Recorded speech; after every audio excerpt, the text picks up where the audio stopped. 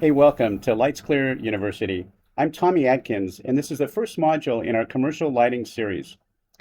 If you're watching this, you're either thinking about getting into commercial lighting sales or you've already been in it and want to get good at it and fast. Either way, you're in the right place because over the next several modules, I'm going to hand you the exact process if used to find, walk, price, and close commercial lighting deals. But before any of that, I want to answer one question. Why this business? Why commercial lighting? Let me show you. Picture a building near you right now, an office, warehouse, a casino floor, a row of liquor stores. That building is burning money every single hour it's open. The lights overhead are pulling more power than they need to.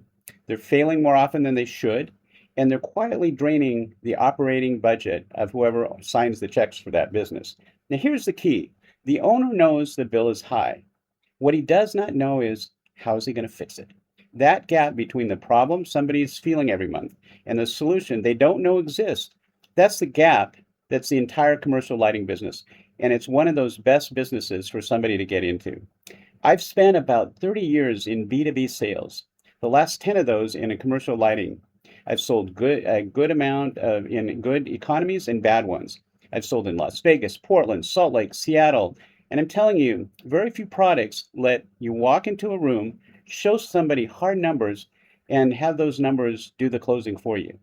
Lighting is one of those. So let's talk about why. First of all, this is a recession resistant proof business. Most products get harder to sell when money is tight. Lighting gets easier. Think about it. When a business is watching every dollar, a proposal that reduces a fixed monthly cost, that's not a luxury anymore. That's a priority. You're not asking them to spend, you're showing them how to stop bleeding. That's a very different conversation. And it doesn't stop at one sale. A commercial property has interior lighting, exterior lighting, parking lot lights, signage. And if the customer has multiple locations, you've got dozens of sites. One good relationship can become a 5-year pipeline.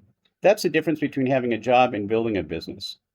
So now here's the part I want to really look at. You don't need to be an engineer to sell lighting, but you need to own four numbers. I'll call it the stack. It's the spine of every proposal you'll ever build.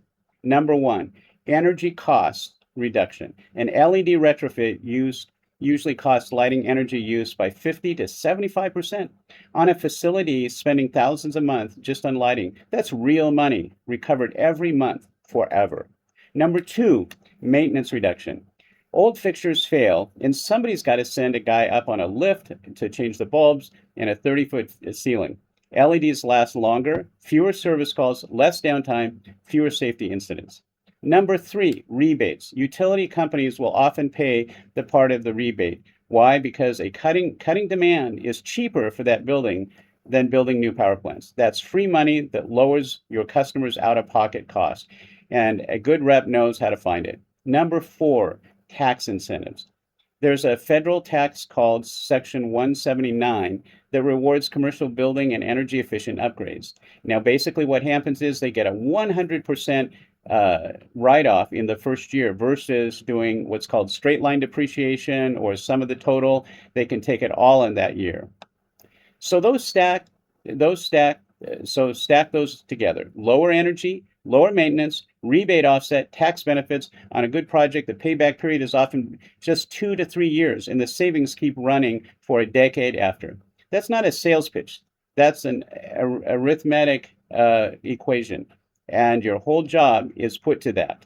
And so now let me give you something most lighting salespeople walk right by. It's the quality of power feeding those fixtures.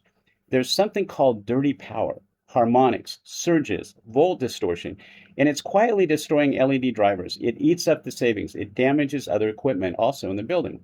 When you understand power quality, you're not just a one and done lighting vendor anymore. You're solving a problem that the customer didn't even know was there. That's the second sale, and it's one of that most competitors don't even understand. We'll go deeper into that later in our series. For now, just plant the flag in your mind. I want to be honest with you about where I've come from because it matters. I spent many, many years in the lighting business. I generated lots of revenue. I built sales teams. I wrote training. I learned sometimes the hard way exactly what makes a customer stay and exactly how it falls apart. Lights Clear is what I built when I decided to do it right. Clean systems, honest proposals, and the sales process that protects the relationship after the install, not just at the close. So everything I'm going to teach you in these series is real and walkthrough and not theory.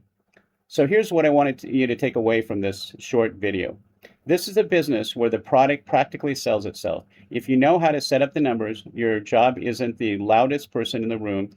It's to find these buildings, walk into them and the right way, price them honestly, and let the math close the deal. In this module, we'll go through, we're going to get into where this actually, how you sell these projects, because I promise you, it's not a light fixture. I'll see you at the next module. This is Tommy Adkins, Lights Clear University. Let's get to work.